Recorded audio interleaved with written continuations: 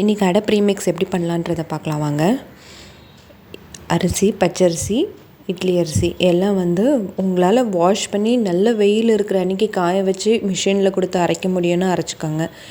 இன்றைக்கி வெயில் இல்லாததுனால நான் என்ன பண்ணேன்னா, ஒரு ஒயிட் டவலை நல்லா ஈரம் பண்ணிவிட்டு அதில் பருப்பு எல்லாத்தையுமே போட்டு தொடச்சி க்ளீன் பண்ணி எடுத்துக்கிட்டேன். இப்போ க்ளீன் பண்ண எடுத்த பருப்பை நான் வறுத்து எடுத்துக்கிறேன்.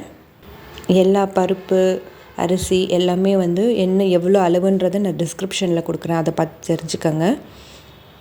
நல்லா அந்த ஈரம் போக வறுத்துக்கோங்க. ஈரம் இருக்கக்கூடாது, நல்லா சூடேறி இருக்கணும். ஈரம் இருந்ததுன்னா சீக்கிரமாக அடை மாவு கெட்டு போயிடும். அதனால் நல்லா ஈரம் இல்லாத மாதிரி வறுத்து எடுத்துக்கோங்க. இப்போ இதுக்கு தேவையான காஞ்ச மிளகா, கொஞ்சமாக எண்ணெய் ஊற்றி காஞ்ச மிளகா, கருவேப்பிலையும் போட்டு வறுத்து எடுத்துக்கோங்க. நீங்கள் கெட்டு பெருங்காயம் யூஸ் பண்ணுவீங்கன்னா இதுலேயே கூட கெட்டு பெருங்காயம் போட்டு வறுத்து எடுத்துக்கலாம். நான் பெருங்காயத்தூள் தான் யூஸ் பண்ணுறேன்.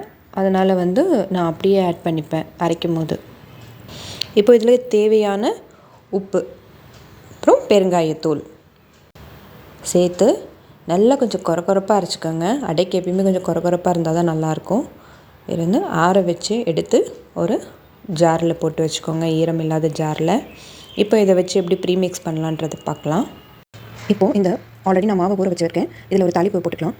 எண்ணெய் ஊற்றி கடுகு, உளுத்தம்பருப்பு, கருவேப்பிலை, பச்சை மிளகாய், வெங்காயம் எல்லாம் போட்டு வதக்கி அந்த அடை ப்ரீமிக்ஸில் சேர்த்துட்டிங்கன்னா ரொம்ப நல்லாயிருக்கும். அடை சுடும் போது சாப்பிடும்போது ரொம்ப நல்லாயிருக்கும்.